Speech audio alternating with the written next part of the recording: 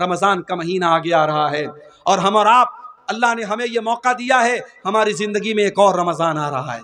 پچھلے رمضان میں آپ کو یاد ہوگا، آپ کے اسی گاؤں میں بہت سارے لوگ رمضان میں آپ کے ساتھ روزہ رکھتے تھے، مسجد میں تراویح کی نماز پڑھتے تھے، آپ کے ساتھ افطار کرتے تھے، آپ کے ساتھ سحری کرتے تھے، مگر آج وہ ہمارے بیچ میں نہیں ہیں، اللہ کو پیارے ہو چکے ہیں، انتقال ہو چکا ان کا، اللہ کے پاس چلے گئے، مگر ہم ابھی زندہ ہیں، ہم اور آپ زندہ ہیں، اور اللہ تعالی ہمیں ایک اور رمضان دے رہا ہے۔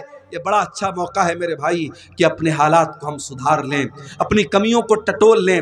جو شرابی کہتا ہے کہ شراب نہیں چھوٹ رہی ہے، میں دعوے کے ساتھ کہتا ہوں سچے دل سے، اگر وہ صرف رمضان میں یہ طے کر لے میں شراب کو ہاتھ نہیں لگاؤں گا، سچے دل سے اللہ سے تڑپ تڑپ کے دعا کرے کہ اللہ اس گندگی سے مجھے بچا لے، اگر وہ رمضان کی پہلی تاریخ سے رمضان کی آخری تاریخ تک شراب کو ہاتھ نہ لگائے، اگر اس کی توبہ سچی ہے، اس کی نیت سچی ہے، اس کے دل کا ارادہ پکا ہے، انشاءاللہ رمضان کے بعد بھی وہ شراب کو ہاتھ نہیں لگائے گا۔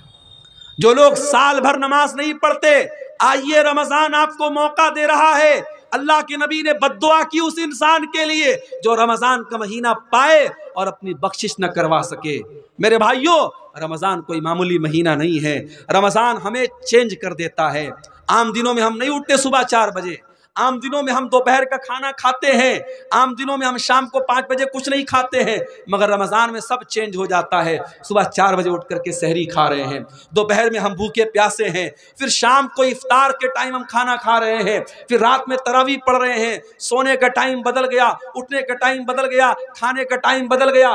رمضان ہمیں سبق دے رہا ہے کہ اگر تم چاہو تو اپنے آپ کو چینج کر سکتے ہو، اگر پریورتن لانا چاہو، اگر چینجنگ لانا چاہو، اگر کا ارادہ کرو تو اپنے آپ کو چینج کر سکتے ہو۔ میرے پیارے ساتھیوں، رمضان میں ایک کام آپ اور کیجئے، تھوڑا اپنا تعلق قرآن سے جوڑ لیجئے۔ رمضان قرآن کا مہینہ ہے۔ میرے بھائیوں، آج اس امت کے لیے بڑے افسوس کی بات ہے، ہمارا نوجوان 1 گھنٹہ موبائل کے بغیر نہیں رہ سکتا۔ 1 گھنٹہ اگر موبائل ڈسچارج ہو جائے، نوجوان تڑپتا رہتا ہے، جلدی سے موبائل کو چارج کرو، پتہ نہیں کس کا میسج آیا ہوگا، واٹس ایپ پر کتنے لوگوں کا میسج آیا ہوگا، کتنے لوگوں کی کال آئی ہوگی۔ 1 گھنٹہ ہم موبائل کے بغیر نہیں رہ سکتے۔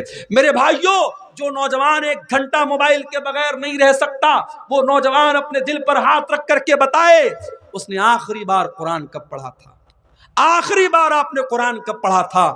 ہمارے بہت سارے نوجوان ہیں، شاید ان کے سر شرم سے جھک جائیں، آخری بار انہوں نے رمضان میں قرآن کو چھوا تھا، اس کے بعد قرآن کو چھونے کی نوبت نہیں آئی تھی۔ یہ قرآن بھی تو اللہ کا میسج ہے، یہ قرآن بھی تو اللہ کا پیغام ہے۔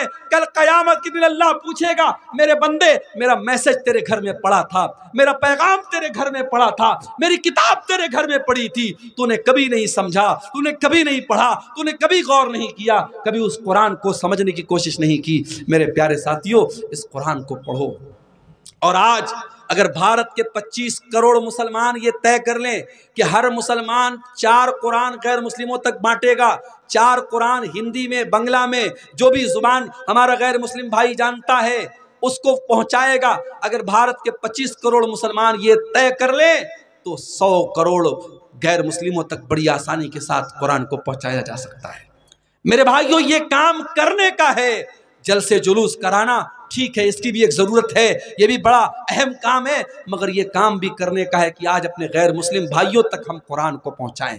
اور معاف کرنا، ہم نے اور آپ نے جو یہ چسکا لگا لیا، مولانا عبدالغفار صاحب آئے تو ہم صاحب ان کے ذریعے کچھ جو ہے ہم وید کے شلوک سن لیں، گیتا کے شلوک سن لیں، مولانا جرجیت صاحب آئے ان سے ہم کچھ منتر وغیرہ سن لیں، اور چترویدی علماء تو آپ کے اس بہار بنگال میں، جھارکھنڈ میں بہت زیادہ پیدا ہو رہے ہیں، ہم چترویدی نام اور ٹائٹل لگا کر کے اپنے علماء سے، ان کے منہ سے ہم سنسکرت کے شلوک سنتے اور ہمیں بڑا مزہ آتا ہے۔ یہ کوئی مناسب بات نہیں ہے، یہ کوئی اچھی بات نہیں ہے۔ بہتر تو یہ تھا کہ آپ اپنے غیر مسلم بھائیوں کو قرآن کی آیتوں کے ذریعے سمجھاتے، جنت کے بارے میں ان کو بتاتے، جہنم کے بارے میں ان کو بتاتے۔ میرے پیارے ساتھیوں، آج کام یہ کرنے کا ہے، آج نبی کی سیرت کو عام کرنے کا موقع اور وقت ہے۔ میرے بھائیوں، آج دنیا پیاسی ہے، آج دنیا کو ضرورت ہے محمد رسول اللہ کی تعلیم کو جاننے کی، اور ہمارا اور آپ کا تو یہ عقیدہ ہے کہ ہمارے نبی اللہ کے سچے رسول ہیں، اور ہمارا دین اللہ کا سچا دین ہے، اور جب اللہ کا سچا دین ہے تو یقین رکھو میرے بھائی، اس بات کی گارنٹی ہے کہ اس دین کے اندر اللہ تعالیٰ نے ایک اٹریکشن رکھا ہے، ایک آکرشن رکھا ہے۔ اس دین کے اندر اللہ تعالیٰ نے ہر انسان کے دل میں ایک آواز ہے، ہر انسان کی فطرت میں، اس کے نیچر میں یہ دین موجود ہے، بس ضرورت ہے اس کو باہر لانے کی۔ اگر ہمارا کوئی غیر مسلم بھائی، اگر اس کو ہم صحیح طریقے سے اسلام کے بارے میں سمجھائیں تو کچھ نہیں تو کم سے کم اس کے دماغ میں جو غلط فہمی کا نفرت ڈالا گیا ہے، جو زہر ڈالا گیا ہے، وہ انشاءاللہ دور ہو جائے گا۔ اور یہی وجہ ہے کہ قرآن مجید میں اللہ تبارک و تعالیٰ نے کسی اور چیز کے اوپر احسان نہیں جتایا، کسی اور چیز کا نام لے کر کے اللہ نے یہ نہیں کہا کہ میں نے یہ چیز تم کو دے کر کے تم پر احسان کیا ہے، لیکن اللہ تعالیٰ نے جب اپنے آخری نبی جناب محمد رسول اللہ صلی اللہ علیہ وسلم کو اس دھرتی پر بھیجا تو اللہ تعالیٰ نے اس کو اپنا بہت بڑا احسان قرار دیا۔ قرآن کے سورہ آل عمران میں اللہ نے فرمایا لَقَدْ مَنَّ اللَّهُ عَلَى الْمُؤْمِنِينَ اِذْ بَعَثَ فِيهِمْ رَسُولًا مِّنْ أَنفُسِهِمْ يَتْلُو عَلَيْهِمْ آيَاتِهِ وَيُزَكِّيهِمْ وَيُعَلِّمُهُمُ الْكِتَابَ وَالْحِكْمَةَ۔ اے ایمان والو، اللہ تعالیٰ کا بہت بڑا احسان ہے تمہارے اوپر، بہت بڑا کرم ہے تمہارے اوپر۔ اس نے اپنے آخری نبی کو تمہارے اندر بھیجا، رسولا من انفسہم، اور ایسا رسول بھیجا جو تم ہی میں سے ہے۔ تم کھانا کھاتے ہو، میرا نبی بھی کھانا کھاتا ہے۔ تم بیمار ہوتے ہو، میرا نبی بھی بیمار ہوتا ہے۔ تمہیں دنیا کی ضرورتیں لاحق ہوتی ہیں، میرے نبی کو بھی دنیا کی ضرورتیں لاحق ہوتی ہیں۔ ہم نے ایسا نبی بھیجا جو تم ہی میں سے ہے، تاکہ تمہارے لیے وہ نبی آئیڈیل بن سکے، آدرش بن سکے، نمونہ بن سکے۔ یتلو علیہم آیاتی، اور اس نبی کا بہت بڑا احسان یہ ہے کہ وہ قرآن کی آیتوں کو پڑھ پڑھ کے تم کو سناتے ہیں۔ اللہ نے اگر صرف قرآن کو اتارا ہوتا، قرآن کو تم پڑھ تو لیتے، مگر قرآن کو سمجھنے کے لیے پریکٹیکل ضرورت تھی۔ اللہ نے اپنے نبی کو پریکٹیکل کرنے کے لیے، قرآن کو سمجھانے کے لیے اپنے نبی کو بھیجا۔ وہ نبی قرآن کی تھیوری بھی پڑھاتے تھے، وہ قرآن کو پڑھ پڑھ کے سنایا بھی کرتے تھے، اور قرآن پر عمل کر کے بھی دکھایا کرتے تھے۔ وَيُزَكِّيهِمْ، اور وہ نبی تمہیں پوتر کرنے کے لیے، تمہیں پاک کرنے کے لیے، تمہیں صاف کرنے کے لیے آیا تھا۔ تمہارے اندر بہت ساری گندگیاں تھی، تم شراب پیا کرتے تھے، تم زنا کیا کرتے تھے، تم مردار کھایا کرتے تھے، تم غیر اللہ کے آگے سر جھکایا کرتے تھے، تم اپنی سوتیلی ماں سے شادی تک کر لیا کرتے تھے، اپنی بیٹیوں کو قتل کر دیا کرتے تھے، اپنی عورتوں پر ظلم کیا کرتے تھے، تم جوا کھیلا کرتے تھے، تم حرام کھایا کرتے تھے۔ وَيُزَكِّيهِمْ، اس نبی نے آ کر کے تم کو پوتر کر دیا، تمہیں پاک کر دیا، تمہیں تمام گندگیوں سے نکالا۔ وَيُعَلِّمُهُمُ الْكِتَابَ وَالْحِكْمَةَ، اور اس نبی کا تیسرا کام یہ ہے، وہ نبی تمہارے لیے ٹیچر بن کر کے آئے، تمہیں تعلیم دینے کے لیے آئے۔ وہ قرآن کے ٹیچر بن کر کے آئے، وہ حدیث کے ٹیچر بن کر کے آئے۔ ہمارے نبی ٹیچر تھے، معلم تھے، آپ نے ہمیں کتاب و سنت کی تعلیم دی ہے۔ یہ الگ بات ہے، جس نبی کو اللہ نے ٹیچر کہا، معلم کہا، اور جس نبی کے اوپر قرآن کی پہلی آیت اقرا کے ذریعے نازل ہوئی کہ اے نبی آپ پڑھیے، اس نبی کے امتیوں کا حال آج کیا ہے؟ آج بھارت کی سرزمین پر، آج بھارت کی دھرتی پر مسلمان دنیا کی تعلیم میں بھی بہت پیچھے، اور دین کی تعلیم میں بھی بہت پیچھے ہے۔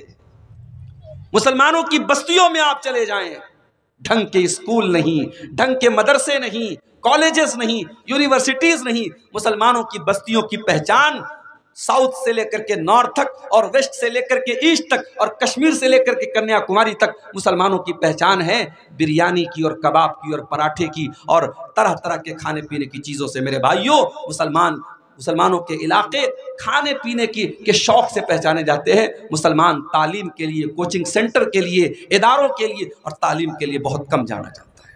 یہ بڑے افسوس کی بات ہے۔ ہمارے نبی معلم تھے، ہمارے نبی ٹیچر تھے، ہمارے نبی دنیا کو تعلیم دینے آئے تھے، دنیا کو جہالت سے نکال کر کے علم کی روشنی دینے آئے تھے۔ ہم اس نبی کے امتی ہیں میرے پیارے بھائی۔ اس نبی کا مقام یہ ہے، اس نبی کی عظمت یہ ہے کہ اللہ تبارک و تعالیٰ نے جتنے نبیوں کو دنیا میں بھیجا، ہر نبی سے اللہ تعالیٰ نے ایگریمنٹ لیا، ہر نبی سے اللہ تعالیٰ نے وعدہ کروایا کہ اگر میرا آخری نبی تمہاری زندگی میں آئے گا تو تم میرے آخری نبی کو فالو کرو گے، میرے آخری نبی پر ایمان لاؤ گے، میرے آخری نبی کا سپورٹ کرو گے۔ اس کی دلیل کیا ہے؟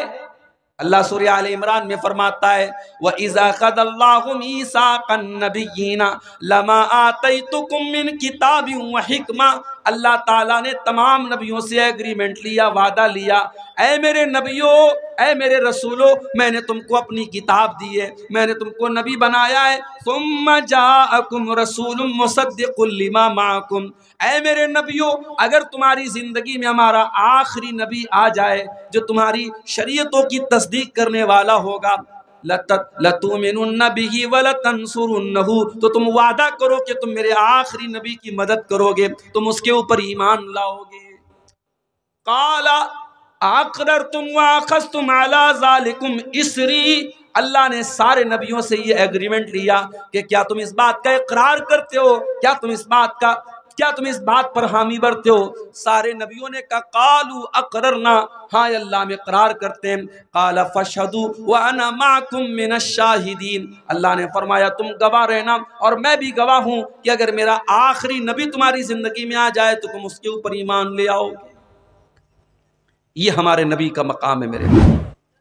اگر ہمارے نبی کی زندگی میں اگر کوئی دوسرا نبی بھی آ جاتا، اگر کسی دوسرے نبی کی زندگی میں اگر اللہ کے آخری نبی آ جاتے تو اس نبی کو بھی ہمارے نبی کی پیروی کرنا پڑتا۔ یہ مقام ہے میرے نبی کا۔ آج لوگ اپنے بزرگوں کی بات پر، اپنے پیروں کی بات پر، اپنے اماموں کی بات پر، اپنے بڑوں کی بات پر اللہ کے رسول کی بات کو ٹھکرا دیتے ہیں۔ میرے بھائیوں، ایسے لوگوں کو اپنی ایمان کی خیر منانی چاہیے۔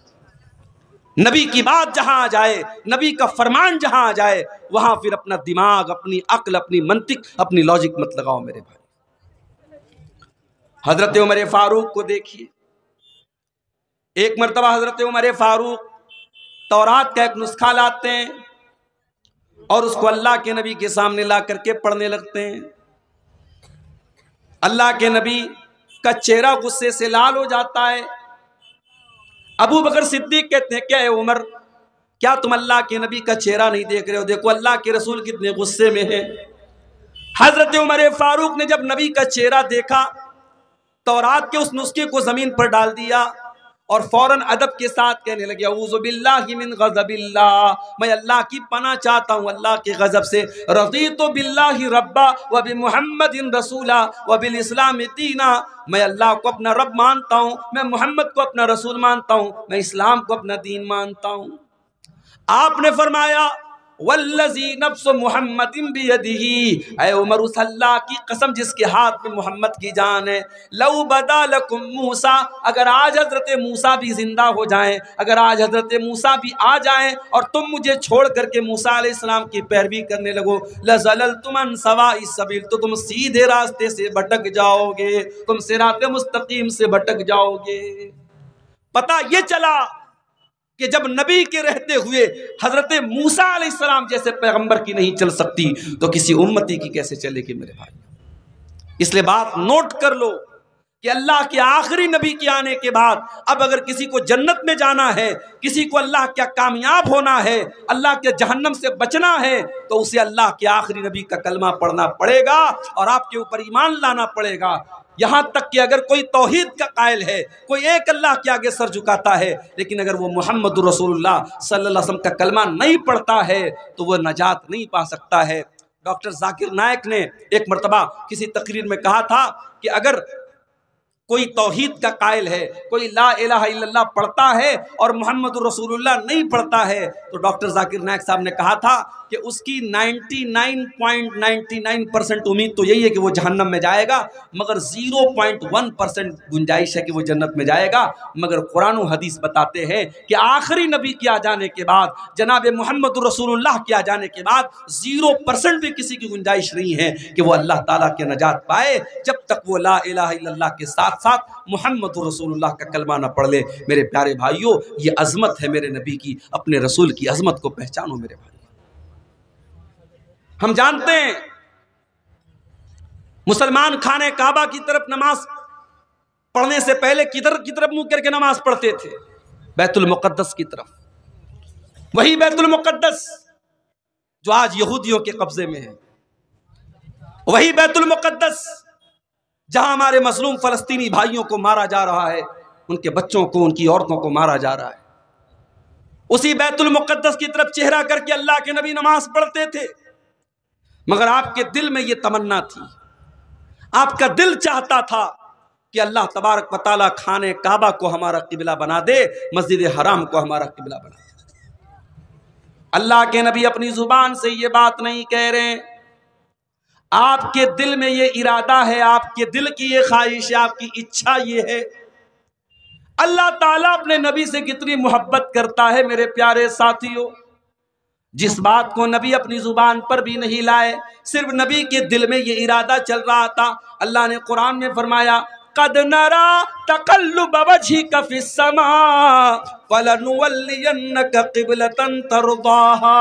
اے نبی، جب آپ نماز پڑھتے ہیں اور بار بار آسمان کی طرف دیکھ کر کے آپ انتظار کرتے ہیں کہ اے اللہ تیرا کوئی حکم ایسا آ جائے، ہمارا قبلہ بدل دیا جائے، ہمارا قبلہ خانہ کعبہ کو بنا دیا جائے.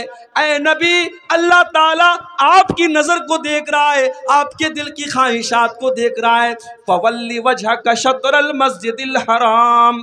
اے نبی جائیے، اللہ تعالیٰ آپ کی خواہش کو پورا کر رہا ہے. اب آج کے بعد سے مسلمانوں کو حکم دیا جا رہا ہے، ان کو نماز میں قبلہ خانہ کعبہ کو بنانا ہے، ان کو خانہ کعبہ کی طرف منہ کر کے نماز پڑھنا ہے. یہ مقام ہے ہمارے نبی کا. ہمارے نبی کے دل کی جو خواہش تھی، اللہ تعالیٰ نے اس خواہش کو پورا کر دیا. میرے پیارے بھائی، پورا قرآن آپ اٹھائیے، اللہ نے موسیٰ علیہ السلام کا نام لیا، کہا یا موسیٰ. عیسیٰ علیہ السلام کو پکارا، کہا یا عیسیٰ. داؤد علیہ السلام کو پکارا، کہا یا داؤد. لیکن پورے قرآن میں کہیں پر آپ کو یا محمد نہیں ملے گا. اللہ نے اپنے آخری نبی کو جب بھی پکارا، یا ایوہ النبی کہا، یا ایوہ الرسول کہا، یا ایوہ المدثر کہا، یا ایوہ المزمل کہا. یہ عظمت ہے اس آخری نبی کی، یہ مقام ہے اس آخری نبی کا. اس نبی کا مقام تو یہ ہے میرے پیارے بھائیوں، جب اللہ کے نبی معراج کے سفر پہ جاتے ہیں، بیت المقدس میں آپ پہنچتے ہیں، آپ فرماتے ہیں رأیتنی فی جماعت من الانبیاء. میں نے دیکھا کہ وہاں بہت سارے انبیاء کی جماعت موجود ہے.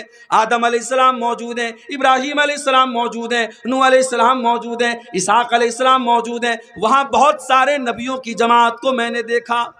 فحانت الصلاۃ، اتنے میں وہاں نماز کا ٹائم ہو گیا. سارے نبیوں نے کہا آج ہمارا امام اگر کوئی ہے تو جناب محمد رسول اللہ صلی اللہ علیہ وسلم ہے. سارے نبیوں نے اللہ کے نبی کو امامت کے لیے آگے بڑھایا. فَأَمَمْتُهُمْ، اور اللہ کے نبی نے ان سارے نبیوں کو نماز پڑھائی. یہ ہے ہمارے نبی کی عظمت. نبیوں کی امامت آپ نے کرائی ہے.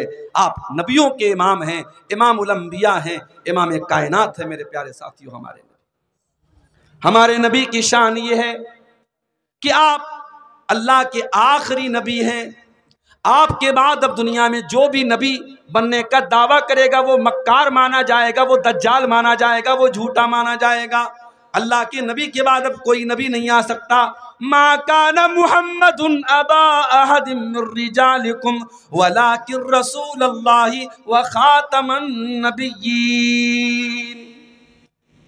محمد تم میں سے کسی مرد کے باپ نہیں ہے. کیا مطلب؟ اللہ کے نبی کے جتنے لڑکے پیدا ہوئے، جتنے بیٹے پیدا ہوئے، سب بچپن میں انتقال کر گئے. کوئی لڑکا آپ کا جوان نہیں ہوا، کوئی بیٹا آپ کا جوان نہیں ہوا. ہاں، ایک بچے کو آپ نے پالا تھا. کوئی اس کا نام بتا سکتا ہے؟ ایک بچے کو آپ نے پالا تھا، ان کا نام تھا زید بن حارثہ رضی اللہ تعالیٰ عنہ. ان کی آپ نے پرورش کی تھی. اور اس زمانے میں دستور یہ تھا کہ اگر کوئی کسی بچے کو پال لیتا تھا تو وہ اس کے سگے باپ، اس کا سگا باپ مانا جاتا تھا، اور ولدیت میں اسی کا نام لیا جاتا تھا. جب حضرت زید جوان ہوئے تو لوگ ان کو زید بن محمد کہنے لگے، اللہ کے نبی کا بیٹا کہنے لگے. حضرت زید کی شادی ہوتی ہے حضرت زینب کے ساتھ. میاں بیوی میں بن نہیں پاتی ہے، طلاق ہو جاتی ہے. جب وہ اپنی بیوی کو طلاق دے دیتے ہیں، اللہ تعالیٰ حکم دیتا اپنے آخری نبی کو کہ اے نبی اب آپ زینب سے شادی کر لیں۔ بڑے غور سے سننا، اس زمانے کے دستور کے مطابق حضرت زید اللہ کے نبی کے بیٹے کی حیثیت رکھتے تھے اور ان کی بیوی اللہ کے رسول کی بہو کی حیثیت رکھتی تھی، اور اللہ نے حکم دے دیا کہ اے میرے نبی آپ کو ہم حکم دے رہے ہیں آپ زینب کے ساتھ شادی کر لیں۔ اللہ کے نبی بھی ڈر گئے، آپ کو بھی لگا کہ لوگ کیا کہیں گے کہ میں نے بہو کے ساتھ شادی کر لی۔ اللہ نے فرمایا وَتَخْشَى النَّاسَ وَاللَّهُ أَحَقُّ أَن تَخْشَىٰ، اے نبی جب ہم نے حکم دے دیا تو لوگوں سے ڈرنے کی ضرورت نہیں ہے، اللہ سے ڈرو۔ اے نبی ہمارا حکم ہے، آپ کو کسی کی پرواہ کرنے کی ضرورت نہیں ہے، آپ زینب سے نکاح کر لیں۔ اور دنیا نے یہ منظر دیکھا، اللہ کے نبی نے زینب رضی اللہ تعالیٰ عنہ سے نکاح کیا، یہودیوں نے منافقوں نے بدتمیزی کرنا شروع کر دیا، کہا کہ صحابیوں نے اپنی بہو سے نکاح کر لیا، اپنے بیٹے کی مطلقہ سے نکاح کر لیا۔ اب اللہ تعالیٰ اپنے نبی کا ڈیفنس کر رہا ہے۔ پتہ یہ چلا کہ اگر کبھی تمہارے نبی پر کوئی کیچڑ اچھالے، تمہارے نبی پر کوئی اعتراض کرے، تمہارے نبی کو کوئی برا بھلا کہے تو اپنے نبی کا ڈیفنس کیا کرو۔ یہ اللہ کی سنت ہے، یہ اللہ کا طریقہ ہے کہ نبی کا ڈیفنس کیا جائے، نبی کے کیریکٹر کو واضح کیا جائے۔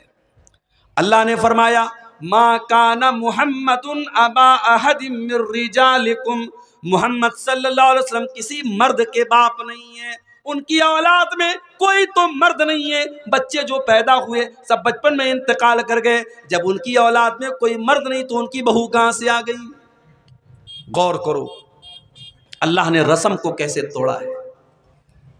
ابھی میرے پاس ایک پرچہ آیا، مولوی صاحب ہمارے علاقے میں شادی بیاہ میں ڈی جے بجایا جاتا ہے، ہم تو بڑے فخر سے بنارس میں کہتے ہیں، یو پی میں کہتے ہیں کہ صاحب ہم پاکڑ کی اور صاحب گنج کے علاقے میں جاتے ہیں، ہمارا سینہ چوڑا ہو جاتا ہے، ہمارا دل باغ باغ ہو جاتا ہے، پوری پوری بستی اہل حدیثوں کی بستی ہے، پوری پوری بستی قرآن و حدیث پر چلنے والوں کی بستی ہے۔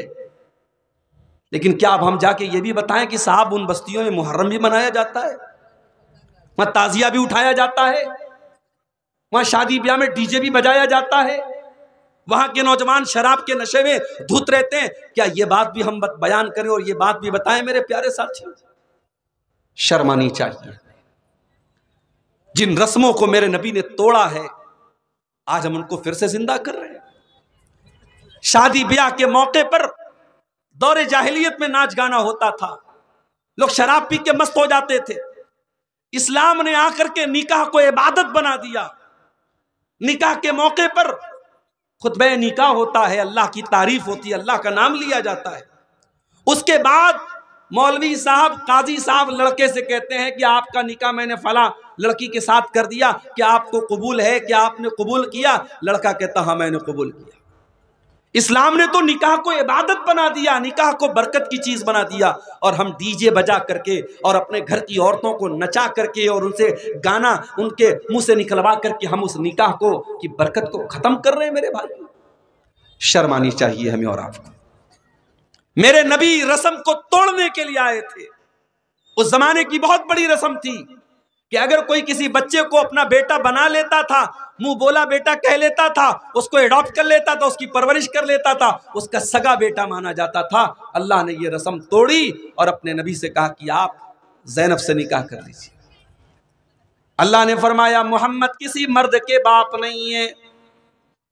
اس پر ایک اور سوال کیا گیا کہ سارے مسلمانوں کو تو 4 شادیوں کی اجازت تھی، لیکن اللہ کے رسول کے نکاح میں آلریڈی 4 بیویاں تھی اور حضرت زینب 5ویں بیوی تھی۔ ایک اعتراض یہ بھی کیا گیا سارے مسلمان تو 4 شادیاں ہی کر سکتے ہیں، یہ اللہ کے نبی 5ویں شادی کیوں کر رہے ہیں؟ فرمایا وَلَٰكِن رسول اللہ، وہ اللہ کے رسول ہیں، تم ان کو اپنے جیسا مت سمجھو، اپنے اوپر قیاس مت کرو، وہ اللہ کے حکم سے کر رہے ہیں۔ وہ 5 نکاح کیا وہ 9 نکاح کر سکتے ہیں، تمہیں اعتراض کرنے کا کوئی حق حاصل نہیں ہے۔ ایک اور اعتراض کیا گیا کہ اگر شادی کرنی ہی تھی، کوئی اور کر لیتا، ابو بکر کر لیتے، عمر کر لیتے، عثمان کر لیتے، علی کر لیتے، کوئی صحابی کر لیتے۔ اللہ کے نبی کو اپنے منہ بولے بیٹے کی متعلقہ سے نکاح نہیں کرنا چاہیے تھا۔ یہ اعتراض بھی لوگوں نے کیا۔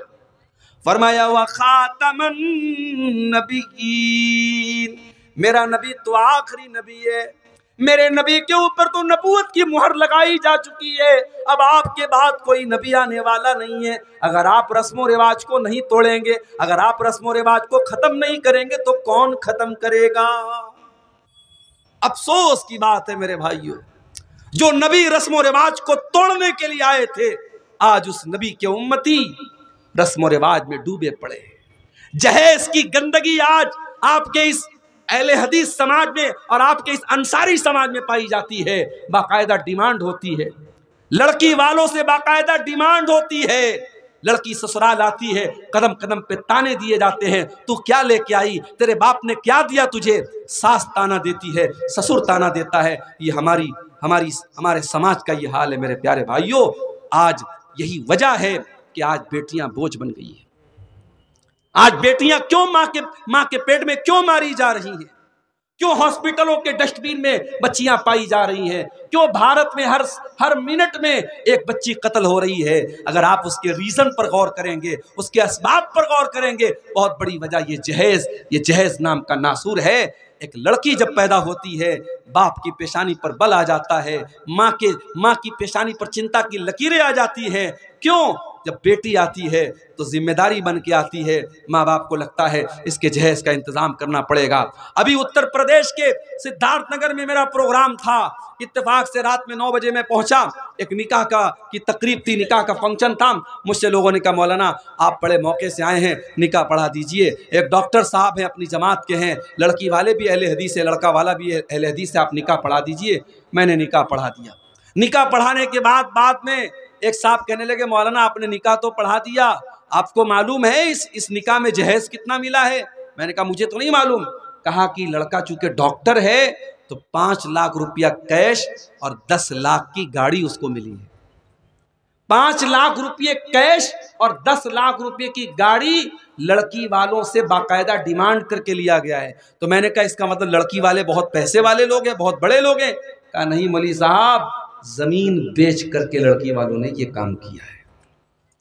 اللہ اکبر، ہم اس لیول پر پہنچ گئے۔ ایک لڑکی کا باپ اپنی لڑکی کی شادی کرنے کے لیے اپنا گھر بیچے، اپنی زمین بیچے، اپنی کڈنی بیچے، اپنا جسم بیچے، اور اس کے بعد وہ لڑکی کی شادی کرے۔ میرے پیارے ساتھیوں، اللہ کی قسم یہ میرے نبی کا طریقہ نہیں ہے، یہ میرے نبی کو اسوہ نہیں ہے۔ میرے نبی نے بیٹیوں کو بوجھ نہیں بنایا ہے، میرے نبی نے تو بیٹیوں کو رحمت بنایا تھا، میرے نبی نے تو بیٹیوں کو رحمت بتایا تھا۔ میرے نبی نے جو طریقہ بتایا ہے اس طریقے میں کبھی لڑکی کے باپ کو کسی کے دروازے پہ جا کے بھیک مانگنے کی ضرورت نہیں ہے، کسی بینک سے لون لینے کی ضرورت نہیں ہے۔ اسلام نے تو لڑکی کے باپ پر کسی بھی طریقے کی دعوت بھی نہیں رکھی ہے۔ دعوت بھی دے گا تو لڑکے کا باپ دے گا، ولیمہ کا انتظام لڑکے والا کرے گا۔ لیکن آج افسوس کی بات یہ ہے، ہم اہل حدیث بھی ہیں صاحب، ہم بڑے پکے مسلمان بھی ہیں، ہم جو ہے بہت اپنے آپ کو دیندار بھی کہہ رہے ہیں، اور یہ ساری گندگیاں آج ہمارے اندر ہیں۔ میرے پیارے ساتھیوں، اس نبی کا کلمہ پڑھتے وقت ہمیں سوچنا چاہیے، اس نبی سے اپنا نام جوڑتے وقت ہم سوچنا چاہیے کہ وہ نبی کیسے تھے اور ہم کیسے۔ میرے پیارے ساتھیوں، اس نبی کی عظمت جانتے ہو؟ اللہ نے فرمایا لَقَدْ جَاءَكُمْ رَسُولٌ مِّنْ أَنفُسِكُمْ عَزِيزٌ عَلَيْهِ مَا عَنِتُّمْ۔ اے مسلمانوں، تم اللہ کا شکریہ ادا کرو، اللہ نے تم کو اتنا پیارا رسول دیا، اتنا پیارا رسول دیا۔ عزیز علیہ ما عنتم، جب تمہیں تکلیف پہنچتی ہے میرے نبی کو برا لگتا ہے، تمہاری تکلیف میرے نبی کے دل کو چوٹ پہنچاتی ہے، تم تکلیف میں پڑتے ہو اور درد میرے نبی کو ہوتا ہے۔ عزیز علیہ ما عنتم حریص علیکم، اور وہ نبی تمہیں ہر طریقے سے فائدہ پہنچانا چاہتے ہیں۔ ہمارے نبی کا مشن ایک تھا میرے بھائی، لوگوں کا کیسے فائدہ ہو جائے، لوگوں کا کیسے بھلا ہو جائے، لوگ کیسے جہنم کی آگ سے بچ جائے، یہی مشن تھا میرے نبی کا۔ طائف میں پتھر کیوں کھائے آپ نے؟ آپ کے اوپر نماز کی حالت میں آپ کا گلا دبانے کی کوشش کی گئی، آپ کی گردن پر گندگی لا کے ڈالی گئی، آپ کو شاعر کہا گیا، آپ کو پاگل کہا گیا، آپ کو جادوگر کہا گیا، آپ کو مکہ سے نکلنے پر مجبور کیا گیا، آپ سے جنگ لڑی گئی، جنگ احد میں آپ کے دانت توڑے گئے، آپ کا چہرہ لہو لہان ہو گیا، آپ زخمی ہو گئے، آپ کو زہر دیا گیا، یہ ساری تکلیفیں میرے نبی نے کس لیے برداشت کی میرے بھائی؟ کیا نعوذ باللہ میرے نبی کو شہرت چاہیے تھی؟ میرے نبی کو دنیا کی دولت چاہیے تھی؟ میرے نبی کو دنیا میں نام کمانا تھا؟ نہیں، میرے نبی کا ایک ہی مشن تھا، فَلَعَلَّكَ بَاخِعٌ نَفْسَكَ عَلَىٰ آثَارِهِمْ إِن لَّمْ يُؤْمِنُوا بِهَٰذَا الْحَدِيثِ أَسَفًا۔ اے نبی، آپ کو تو بس ایک بات کی چنتا ہے، ایک بات کی فکر ہے، لوگ کیسے ایمان لے آئیں۔ اے نبی، اس چنتا میں، اس فکر میں کہیں آپ اپنے آپ کو ختم نہ کر لیں، کہیں آپ اپنے آپ کو ہلاک نہ کر لیں۔ نبی کا تو ایک ہی مشن تھا میرے بھائی، نبی لوگوں کو جہنم کی آگ سے بچانے کے لیے آئے تھے، اور اسی لیے اللہ کے نبی فرماتے ہیں، بخاری اور مسلم کی روایت ہے، او لوگو، میری مثال اور تمہاری مثال ایسی ہے جیسے کوئی انسان آگ جلاتا ہے، اور جیسے ہی آگ جلاتا ہے فَجَعَلَ هَٰذِهِ الْفِرَاشُ وَالدَّوَابُ يَقَعْنَ فِيهَا، یہ پتنگے اور یہ پروانے اس آگ میں جانے لگتے ہیں، ان پتنگوں کو، ان پروانوں کو وہ ہٹانے کی کوشش کرتا ہے، مگر وہ بار بار اس آگ میں جاتے ہیں۔ اللہ کے نبی فرماتے ہیں، أَنَا آخِذٌ بِحُجَزِكُمْ عَنِ النَّارِ وَأَنْتُمْ تَقْتَحِمُونَ فِيهَا۔ اے میری امت کے لوگوں، میں تو تمہاری کمر پکڑ پکڑ کے تم کو جہنم کی آگ سے بچانے کے لیے آیا ہوں، لیکن تم بار بار جہنم کی آگ میں جا رہے ہو، چلتے چلے جا رہے ہو۔ وہ نبی ہمیں جہنم سے بچانے کے لیے آئے تھے میرے بھائی۔ معراج کا واقعہ یاد کیجیے، اللہ تعالیٰ نے آپ کو 50 ٹائم کی نماز دی، آپ واپس آئے، موسیٰ علیہ السلام سے ملاقات ہوئی، انہوں نے پوچھا کہ کیا ملا؟ کہا 50 ٹائم کی نماز ملی۔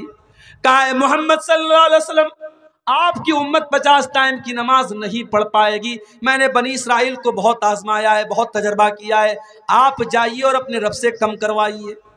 اللہ کے نبی واپس جاتے ہیں اور 50 میں سے 10 کم کروا کر کے 40 کرواتے ہیں، واپس آتے ہیں، حضرت موسیٰ کہتے ہیں یہ بھی زیادہ، اس میں بھی کم کراؤ، 40 سے 30 کرواتے ہیں، 30 سے 20 کرواتے ہیں، 20 سے 10 کرواتے ہیں، اور 10 سے 5 کرواتے ہیں۔ اللہ کے پیارے نبی کو خود اگر پڑھنا ہوتا آپ تو 50 نمازیں پڑھ لیتے میرے بھائی، لیکن آپ بار بار اپنے رب سے جا رہے ہیں اور کمی کروا رہے ہیں، کس کے لیے؟ ہمارے لیے اور آپ کے لیے، اپنی امت کی آسانی کے لیے۔ مگر ہم اتنے بڑے بے ایمان ہیں، ہم اتنے بڑے مکار ہیں، ہم اتنے بڑے خود غرض ہیں، وہ 5 ٹائم کی نماز بھی آج ہم سے پڑھی نہیں جاتی، 5 ٹائم کی نماز بھی ہم پڑھنے کو تیار۔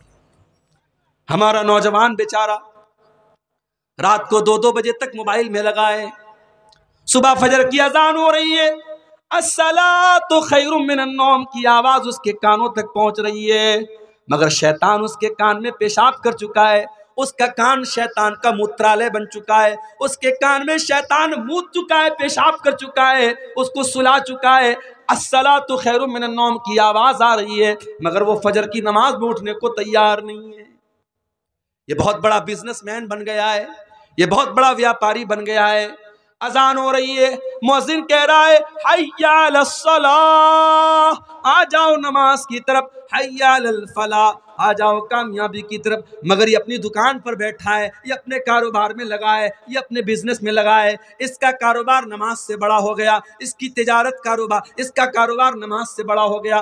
میرے پیارے بھائیوں، اللہ قرآن میں کہتا ہے رجال لا تلہیہم تجارت ولا بیع عن ذکر اللہ، میرے اصلی بندے تو وہ ہیں، میرے حقیقی بندے تو وہ ہیں، میرے مومن بندے تو وہ ہیں کہ اللہ کے ذکر سے اور نماز سے ان کا کاروبار ان کو کبھی نہیں روکتا ہے۔ جب نماز کا ٹائم ہوتا ہے وہ فوراً جا کر کے نماز پڑھتے ہیں، اور ایسا وہ کیوں کرتے ہیں؟ فرمایا یخافون یوما تتقلب فیہ القلوب والابصار، ان کے دل میں قیامت کے دن کا ڈر ہے، ان کے دل میں ڈر ہے کہ قیامت کے دن اللہ کو کیا حساب دیں گے، اس لیے جتنا بڑا بھی کاروبار ہو، نماز کا ٹائم ہوتا ہے وہ جلدی سے جا کے نماز پڑھتے ہیں۔ آج ہمارا حال کیا ہے میرے بھائی؟ نبی سے محبت کا دعویٰ بہت کرتے ہیں، نبی کے نام پہ جان دینے کی بات کرتے ہیں، اور 5 ٹائم کی نماز بھی ہم پڑھنے کو تیار نہیں ہیں۔ جو نماز نبی کی آنکھوں کی ٹھنڈک تھی اور جو 50 ٹائم کی ملی تھی اور نبی کے کہنے پر اور نبی کی سفارش پر اللہ تعالیٰ نے 5 نماز کر دیا تھا، اس نماز کو بھی ہم پڑھنے کو تیار نہیں ہیں میرے بھائی۔ عزیز علیہ ما عنتم، او لوگو ہم نے وہ نبی تم کو دیا ہے جو نبی تم سے بہت زیادہ پیار کرتے ہیں، بہت زیادہ پیار کرتے ہیں۔ وہ نبی رات میں اٹھتے ہیں، قرآن پڑھتے ہیں۔ حضرت عیسیٰ نے اپنی امت کے لیے دعا مانگ لی، ابراہیم علیہ السلام نے اپنی امت کے لیے دعا مانگ لی۔ اللہ کے نبی رات میں اٹھتے ہیں اور روتے ہوئے کہتے ہیں اللہم امتی، اللہم امتی، اے اللہ میری امت کا کیا ہوگا، اے اللہ میری امت کا کیا ہوگا۔ جبریل امین آتے ہیں اور پوچھتے کہ کیوں رو رہے ہیں آپ؟ کہتے ہیں کہ میں اپنی امت کے لیے رو رہا ہوں۔ اللہ فرماتا ہے اے جبریل جاؤ میرے حبیب سے کہہ دو، میرے نبی سے کہہ دو انا سنردیک فی امتک ولا نسؤک، اے میرے حبیب، اے میرے نبی، ہم آپ کی امت کے بارے میں آپ کو خوش کر دیں گے، آپ کو پریشان ہونے کی ضرورت نہیں ہے۔ سلام اس پر جو امت کے لیے راتوں کو روتا تھا، سلام اس پر جو فرش خاک پر جاڑے میں سوتا تھا۔ وہ نبی ہمارے لیے رویا کرتے تھے میرے بھائی۔ مسواک بہت پسند تھی اللہ کے نبی کو۔ آخری ٹائم بھی آپ اپنے انتقال کے پہلے آپ نے مسواک کی تھی اور مسواک کر کے آپ دنیا سے گئے تھے، مسواک اتنی پسند تھی۔ مگر آپ کو اپنی امت کی آسانی کا اتنا خیال تھا، آپ نے فرمایا لولا انا اشق علی امتی لامرتهم بالسواک عند کل صلاۃ، اگر میری امت کو پریشانی نہ ہوتی، اگر میری امت کو مشکل نہ ہوتی، میں ہر نماز کے ٹائم ضروری کر دیتا مسواک کو، مگر ضروری کر دیتا تو دقت آ جاتی، پریشانی آ جاتی، اس لیے آپ نے مسواک کو ضروری قرار نہیں دیا۔ یہ ہے اس نبی کا مقام اور اس نبی کی عظمت میرے پیارے ساتھیوں۔ وہ نبی ہمارے لیے آسانیاں لے کر کے آئے تھے۔ اور آگے بڑھیے، دنیا میں تو اس نبی کا جو مقام ہے وہ ہے ہی، کل قیامت کے دن بھی اس نبی کا ایک الگ مقام ہوگا، ایک الگ شان ہوگی۔ آپ نے فرمایا انا سید ولد آدم یوم القیامہ، میں قیامت کے دن تمام آدم کی اولاد کا سردار رہوں گا۔ وَأَوَّلُ مَنْ يَنشَقُّ عَنْهُ الْقَبْرُ، اور قیامت کے دن سب سے پہلے میری قبر پھٹے گی۔ وَأَوَّلُ شَافِعٍ، اور قیامت کے دن سب سے پہلے میں سفارش کروں گا۔ کوئی نبی سفارش کرنے کو تیار نہیں۔ سورج 1 میل کی دوری پر گرمی سے لوگ بے حال، پسینے سے بے حال، اور اللہ تعالیٰ انتہائی غصے میں ہوگا اور لوگ سارے نبیوں کے پاس جائیں گے اور سارے نبی کہیں گے ہم آج اللہ کی بارگاہ میں بات نہیں کر سکتے، اللہ بہت غصے میں ہے، ہم بول نہیں سکتے، ہم سے کچھ چوک ہوئی، ہم بات نہیں کر سکتے۔ سارے نبی اپنی فکر کریں گے، اور جب ہمارے نبی کے پاس لوگ جائیں گے، محمد رسول اللہ کے پاس لوگ جائیں گے، آپ کہیں گے انا لہا، میں تمہاری سفارش کروں گا۔ اور اللہ کے آخری نبی اللہ کی بارگاہ میں ایسا سجدہ کریں گے ویسا سجدہ آج تک کسی نے نہیں کیا، اللہ کی ایسی تعریف بیان کریں گے ویسی تعریف آج تک کسی نے نہیں کی۔ اور اس کے بعد اللہ آواز دے گا یا محمد ارفع راسک، اے میرے نبی، اے محمد آپ سر اٹھائیے، سل توتا، آپ مانگیے آپ کو دیا جائے گا، اشفع تشفع، آپ شفاعت کیجئے آپ کی شفاعت قبول کی جائے گی۔ مگر نوٹ کر لو میری بات، قیامت کے دن نبی کی سفارش اور نبی کی شفاعت کسی مشرک کو نصیب نہیں ہوگی، کسی بدعتی کو نصیب نہیں ہوگی، کسی لال کالے پیلے دھاگے پر اپنا بھروسہ کرنے والے کو، اور کسی قبر پر اور کسی مورتی پر اور کسی پیڑ پر سجدہ کرنے والے کو نصیب نہیں ہوگی۔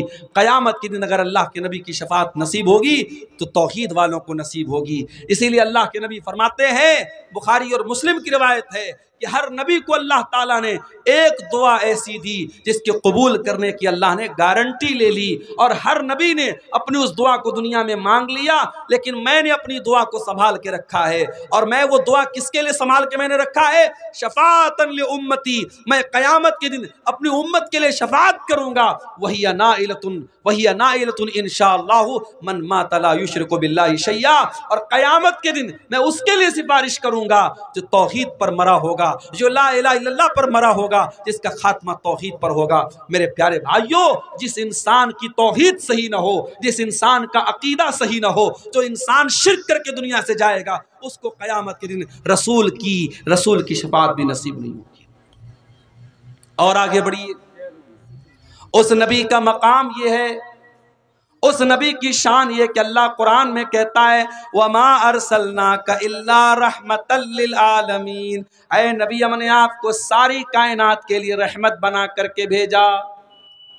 اس نبی کی شان یہ کہ وہ دشمنوں کے لیے بھی رحمت بن کر کے آئے، اپنوں کے لیے بھی رحمت بن کر کے آئے، مسلمانوں کے لیے بھی رحمت بن کر کے آئے، غیر مسلموں کے لیے بھی رحمت بن کر کے آئے۔ وہ نبی جانوروں کے لیے بھی رحمت بن کر کے آئے، جانوروں کو بھی تکلیف پہنچانے کا آپ نے حکم نہیں دیا۔ ایک عورت نے بلی کو پکڑا اور بلی کو تڑپا تڑپا کے بھوکا پیاسا رکھا، بلی مر گئی۔ اللہ کے نبی فرماتے ہیں وہ عورت جہنم میں جائے گی، اس نے ایک بلی کو، ایک بے زبان جانور کو تڑپا تڑپا کر کے مار دیا۔ اور ایک ویشیا عورت، ایک بچلن عورت، اس نے کنویں سے پانی نکالا اور ایک پیاسے کتے کو جو پیاس سے تڑپ رہا تھا اپنے موزے سے پانی نکال کر کے کتے کو پلایا۔ اللہ کے نبی فرماتے ہیں اس ویشیا عورت کا یہ عمل اللہ تعالیٰ نے قبول کر کے اس کی بخشش کر دی۔ ایک کتے کو، ایک جانور کو پانی پلانے کی وجہ سے اللہ تعالیٰ نے اس کی مغفرت کر دی۔ جانوروں کے لیے بھی آپ رحمت بن کر کے آئے۔ اب کوئی یہاں پہ سوال کر سکتا ہے کہ صاحب اگر جانوروں کے لیے رحمت ہے اسلام اور اللہ کے نبی، تو آپ کے مذہب میں مانساہار کی تعلیم کیوں دی گئی اور آپ کے مذہب میں گوشت کھانے کی تعلیم کیوں دی گئی؟ تو میرے بھائی یہ بھی اللہ کی رحمت ہے، یہ بھی اللہ کی رحمت ہے۔ اس نے جن حلال جانوروں کو ہمارے لیے حلال بنایا ہے، ہمارے کھانے کے لیے خوراک بنایا ہے، انہی جانوروں کو ہم کھاتے ہیں، ہم کسی حرام جانور کو نہیں کھاتے ہیں۔ یہ بکرا بکری ہے، بھیڑا وغیرہ ہے، یہ جتنے بھی حلال جانور ہیں ہم انہی جانوروں کا گوشت کھاتے ہیں، اور جو حرام جانور ہیں ہم ان کو ٹچ نہیں کرتے ہیں۔ اور حلال بھی ہم اللہ کا نام لے کے جب ہم ذبح کرتے ہیں تب حلال ہوتا ہے۔ ایسا نہیں کوئی بکرا اگر مرا پڑا ہو، جنگل میں مرا پڑا ہو، ہم نہیں کھا سکتے جب تک اللہ کا نام لے کر اسلامی طریقے سے اس کو ذبح نہ کیا گیا ہو، ہم اس کو نہیں کھا سکتے ہیں۔ اور جب ہم جانور کو ذبح کرتے ہیں تو میڈیکل سائنس یہ کہتا ہے کہ جو جھٹکے سے مارتے ہیں جانوروں کو، اس میں جانور کو بہت تکلیف ہوتی ہے۔ اور جو اسلام کا طریقہ ہے کہ اس کی جو رگیں، جو اسلام نے جو رگیں بتائی ہیں، اور ان رگوں کے اوپر جب چھری چلائی جاتی ہے تو جانور کی جان جو ہوتی ہے بہت آسانی سے نکلتی ہے۔ اور اسی لیے اللہ کے نبی فرماتے ہیں جب تم جانور کو ذبح کرو تو اچھے طریقے سے ذبح کرو، چھری کو تیز کر لو، جانور کو تڑپا تڑپا کے مارنے کی اسلام تعلیم نہیں دیتا ہے۔ میرے پیارے ساتھی، میرے نبی تو بے جان چیزوں کے لیے بھی رحمت بن کر کے آئے۔ آپ ایک کھجور کے تنے پر کھڑے ہو کر کے خطبہ دیا کرتے تھے۔ ایک عورت کی نظر پڑ گئی جو اللہ کے نبی کے خطبے میں آیا کرتی تھی۔ اس نے دیکھا کہ اللہ کے نبی کھجور کے تنے پر کھڑے ہو کر کے خطبہ دے رہے ہیں۔ اس نے کہا اللہ کے نبی میرا بیٹا کارپینٹر ہے، بڑھئی کا کام کرتا ہے، اے اللہ کے نبی میں چاہتی ہوں کہ آپ کے لیے ایک اچھے سے ممبر کا انتظام کر دوں تاکہ آپ اس ممبر پر کھڑے ہو کر کے خطبہ دیں۔ اس لکڑی کے تنے پر آپ کھڑے ہو کر کے خطبہ دیتے اچھا نہیں لگتا ہے۔ آج ہمارے یہاں مولوی پھٹے پرانے کپڑے پہنتا ہے تو لوگ کہتے ہیں مولوی کو تو اللہ نے بڑی برکت دی ہے۔ مولوی صاحب جو آپ کے بچوں کو قرآن آ کے پڑھاتے ہیں، ان کے میلے کچیلے کپڑوں کو دیکھ کر کے کبھی آپ کو شرم نہیں آتی کہ کوئی نیا کرتے کا کپڑا لے جا کے دے دے؟ آم کا موسم آتا ہے، آپ کے گھر میں بچے آم کھا رہے ہیں، مولوی صاحب بیچارے 5,000 کی تنخواہ میں کیسے کیسے اپنا پریوار چلا رہے ہیں۔ ان کے بچے اپنے باپ سے کہتے ہیں ابا جان مجھے آم دلا دو، وہ صبر کرنے کی تلقین کرتے ہیں، اور دنیا کہتی ہے مولوی کے پیسے میں اللہ نے بڑی برکت دی ہے۔ میرے پیارے ساتھیوں، اس مولوی کو آپ نے اپنے در کا جو بھکاری بنا کے رکھا ہے اس کو برکت کا خوبصورت نام نہ دیجیے۔ معاف کرنا میرے بھائیوں، بات کڑوی ہے مگر بات یہی سچ ہے کہ ہم ان علماء کو خوشحال دیکھنا نہیں چاہتے ہیں۔ اگر مولوی اچھا لائف اسٹائل اختیار کر لے، اچھا کپڑا پہننے لگے، مولوی حلال طریقے سے اگر گھر مکان بنا لے اور سواری کا انتظام کر لے تو اس پر بھی لوگ انگلی اٹھاتے ہیں کہ مولوی کے پاس اتنا پیسہ کہاں سے آ گیا۔ یہ سوچ ہے ہماری قوم کی، یہ اپنے علماء کو اور اپنے رہنماؤں کو خوشحال نہیں دیکھنا چاہتی، یہ چاہتی ہے یہ آ کر کے ہم سے چندہ مانگتے رہے، ہمارے در کے فقیر اور محتاج بنے رہے۔ لاک ڈاؤن میں ہم نے دیکھا کتنی مسجدوں میں امام جن کو 8,000 10,000 تنخواہ دی جاتی تھی، مدرسوں میں پڑھانے والے ٹیچر جن کو 8-10 ہزار کی تنخواہ دی جاتی تھی اور اس تنخواہ سے ان کا گھر پریوار چلا کرتا تھا، لاک ڈاؤن لگ گیا، مدرسے والوں نے آنکھیں پھیر لی، مسجد کی کمیٹی نے آنکھیں پھیر لی، مولوی صاحب ہمارے فنڈ میں کوئی پیسہ نہیں ہے۔ ان مولویوں نے کتنی پریشانیوں کے ساتھ اپنے ایام کاٹے، اپنے دن کاٹے میرے بھائیوں، لوگوں سے قرضے لے لے کر کے، لوگوں سے مدد مانگ مانگ کر کے انہوں نے اپنا گزارا کیا۔ اور میں کئی ایسے مولویوں کو جانتا ہوں، لاک ڈاؤن کے بعد انہوں نے کاروبار شروع کر دیا، بزنس شروع کر دیا، اور رو کر کے کہنے لگے مولوی صاحب اب ہمیں امامت نہیں کرنی ہے، اب ہمیں مدرسے میں نہیں پڑھانا ہے، ہمیں یہ غلامی کی زندگی نہیں گزارنی ہے، اب ہم اپنا بزنس کریں گے، اپنا کاروبار کریں گے، ہم آزادی کی زندگی گزاریں گے۔ میرے پیارے بھائیوں، یہ علماء بھی آپ کی طرح انسان ہوتے ہیں، ان کے بچوں کو بھی آپ کے بچوں کی طرح ضرورتیں ہوتی ہیں، ان کی بیٹیوں کی بھی آپ کی بیٹیوں کی طرح ضرورتیں ہوتی ہیں۔ میرے بھائیوں، اپنے علماء کی ضرورتوں کا بھی خیال رکھا کرو۔ نہیں رکھتے ہم خیال، اپنے علماء کی ضرورتوں کا ہم خیال نہیں رکھتے میرے بھائی۔ مسجدوں میں کبھی آپ جا کر کے دیکھیے امام کے رہنے کا کمرہ کتنا بڑا ہوتا ہے۔ بعض مسجدوں میں نے دیکھا کہ سیڑھی کے نیچے جو چھوٹی سی جگہ بنی ہوتی ہے کوٹھری ٹائپ کی، اس میں امام کو رکھتے ہیں۔ امام بیچارہ اگر ڈھنگ سے کھڑا ہو جائے تو سر اس کا چھت سے لڑ جائے۔ ہمیں شرم نہیں آتی ہے؟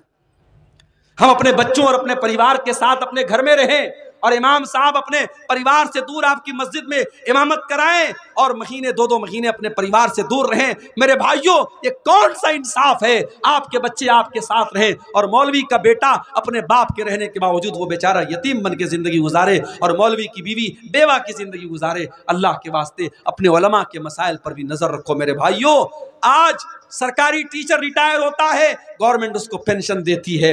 دنیا کی کسی بھی نوکری میں کوئی ریٹائر ہوتا ہے، اس کو ایک بڑا اماؤنٹ ملتا ہے۔ مولوی ریٹائر ہوتا ہے، اس کے لیے کوئی انتظام نہیں، کوئی پرسان حال نہیں۔ کتنے جماعت کے بڑے بڑے علماء ہیں جنہوں نے ساری زندگی جماعت کی خدمت کی، امت کی خدمت کی، تقریریں کرتے رہے، کتابیں لکھتے رہے، بچوں کو پڑھاتے رہے۔ جب اس لیول پر اور اس مرحلے پر پہنچے، جب وہ بیمار ہو گئے، جب بوڑھے ہو گئے، جب کمزور ہو گئے، جب ناتواں ہو گئے، ان کے دوا علاج کے پیسے نہیں ہیں، تڑپ تڑپ کے اور گھٹ گھٹ کے مر گئے۔ میرے پیارے ساتھیوں، یہ انصاف کا تقاضا نہیں ہے، یہ علماء کی محبت کا تقاضا نہیں ہے۔ اللہ کے واسطے اپنے علماء کی ضرورتوں کا بھی خیال رکھو۔ عورت نے دیکھا اللہ کے نبی لکڑی کے تنے پہ خطبہ دے رہے ہیں، اس کو اچھا نہیں لگا، اس نے کہا اے اللہ کے نبی، میں آپ کے لیے خوبصورت ممبر بنوا دیتی ہوں۔ اگلا جمعہ آیا اور ممبر بن کے تیار ہو گیا۔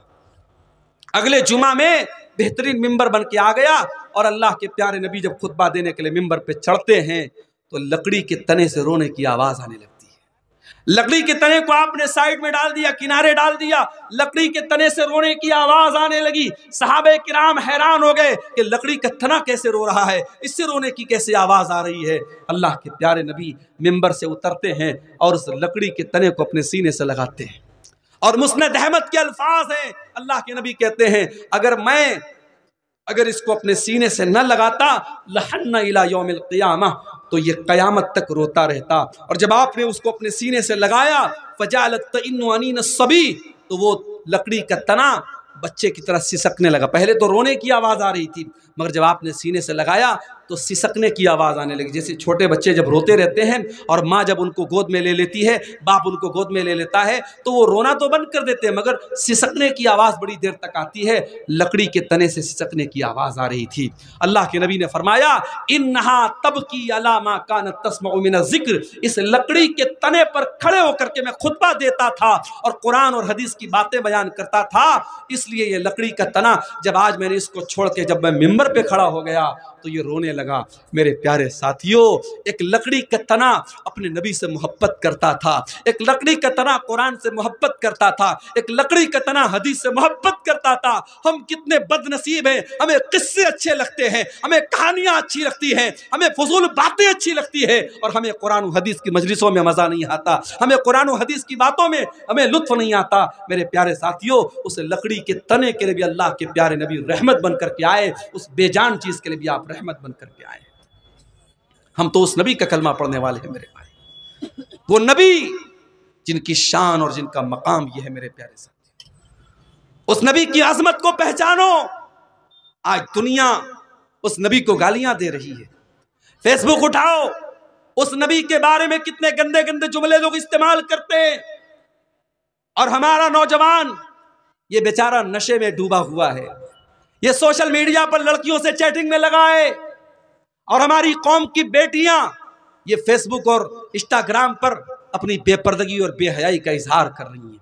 آج رسول کی عظمت کے موضوع پر یہ خطاب کرتے ہوئے میں آپ کو یہ پیغام بھی دینا چاہتا ہوں کہ اگر آپ کو اپنے رسول سے محبت ہے تو اپنے رسول کی سیرت کو آپ پڑھیے اور سمجھیے۔ ابھی آپ نے سنا ہوگا بنگلہ دیش کے ایک بہت بڑے عالم جو ہے ڈاکٹر مجیب الرحمان صاحب کا بھی حال میں انتقال ہوا، جنہوں نے بنگلہ زبان میں بڑے اہم کام کیے اور بڑی اہم کتابوں کا انہوں نے بنگلہ زبان میں ٹرانسلیشن کیا ہے۔ اور آپ کو یہ بھی پتا ہوگا کہ آپ کے اہل حدیث جماعت کے ایک بہت بڑے عالم تھے مولانا صفی الرحمان مبارک پوری رحمۃ اللہ علیہ، انہوں نے اللہ کے نبی کے جیون کے اوپر، اللہ کے نبی کی سیرت کے اوپر انہوں نے کتاب لکھی تھی۔ اس کتاب کا نام تھا الرحیق المختوم، اور یہ کتاب ایک کمپٹیشن میں حصہ لینے کے لیے لکھی گئی تھی اور پوری دنیا کی سینکڑوں کتابوں میں اس کتاب کو پہلا پرائز ملا تھا۔ اور آج بھی پوری دنیا میں سیرت پر سب سے زیادہ اگر کوئی کتاب پڑھی جاتی ہے تو الرحیق المختوم پڑھی جاتی ہے، اور ہندی میں بھی وہ اویلیبل ہے اور بنگلہ زبان میں بھی اس کا انواد ہو چکا ہے۔ میں آپ سب کو یہ دعوت دیتا ہوں، اپنے نوجوانوں سے جو ہندی جانتے، جو بنگلہ جانتے، ان سے میں کہنا چاہتا ہوں کہ آپ زندگی میں ایک بار اپنے دل میں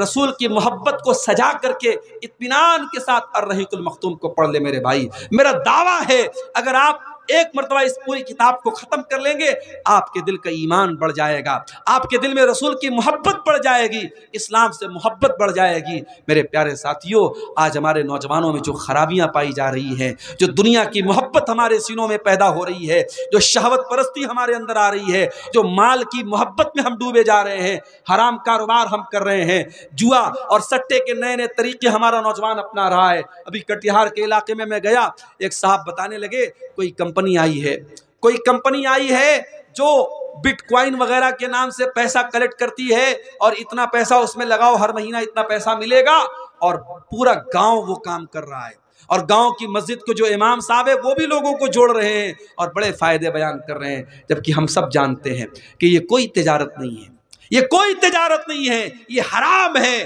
یہ جوا کی ایک شکل ہے کہ آپ 1 لاکھ روپیہ لگاؤ اور ہر مہینے آپ کو 5,000 روپیہ ملے۔ تجارت میں تو اپ ڈاؤن ہوتا رہتا ہے، تجارت میں کبھی ایسا بھی ہوتا ہے کہ آپ نے 1 لاکھ لگایا اور مہینے کا 10,000 آپ نے کما لیا، اور کبھی ایسا ہوا کہ آپ نے 1 لاکھ لگایا اور مہینے میں 1 پیسے کی بھی آمدنی نہیں ہوئی۔ تو تجارت ہوتی ہے۔ یہ جتنی کمپنیاں ہیں جو پیسہ لگا کر کے آپ کو آفر دے رہی ہیں، یہ سب آپ کو ٹوپی پہنا رہی ہیں، سب فراڈ ہیں، اور آج ہمارا نوجوان اس میں ڈوبا چلا جا رہا ہے۔ میرے پیارے ساتھیوں، ان حرام طریقوں سے اگر آپ کو بچنا ہے، اپنے نبی کی سیرت کو آپ پڑھیے، اپنے نبی کی زندگی کو آپ پڑھیے۔ جب آپ اپنے نبی کی سیرت کو پڑھیں گے تو آپ کے دل میں حلال کی محبت پیدا ہوگی اور حرام سے نفرت پیدا ہوگی۔ میری مائیں اور بہنیں، میں ان سے بھی کہنا چاہتا ہوں، اپنے نبی کی بیویوں کے حالات آپ پڑھیں، اپنے نبی کی بیٹیوں کے حالات آپ پڑھیں۔ آپ کے اندر جو برائیاں ہیں، جو خرابیاں ہیں، جو بے پردگی ہے، جو بے حیائی ہے، انشاءاللہ سب ختم ہو جائے گی۔ آج ضرورت ہے کہ اپنے نبی کی سیرت کو ہم جانیں اور پڑھیں۔ میرے پیارے ساتھیوں، دعا کیجیے اللہ تعالیٰ سے رب العالمین ہمیں اپنے نبی سے صحیح اور سچی محبت کرنے کی توفیق عطا فرمائے۔ رب العالمین ہمارے دلوں میں جو بگاڑ ہے، جو بغض و عداوت ہے، جو لالچ ہے، جو مال کی محبت ہے، اللہ تعالیٰ اس کو ختم کر کے ہمارے دلوں میں اپنے نبی کی سچی محبت پیدا فرما دے۔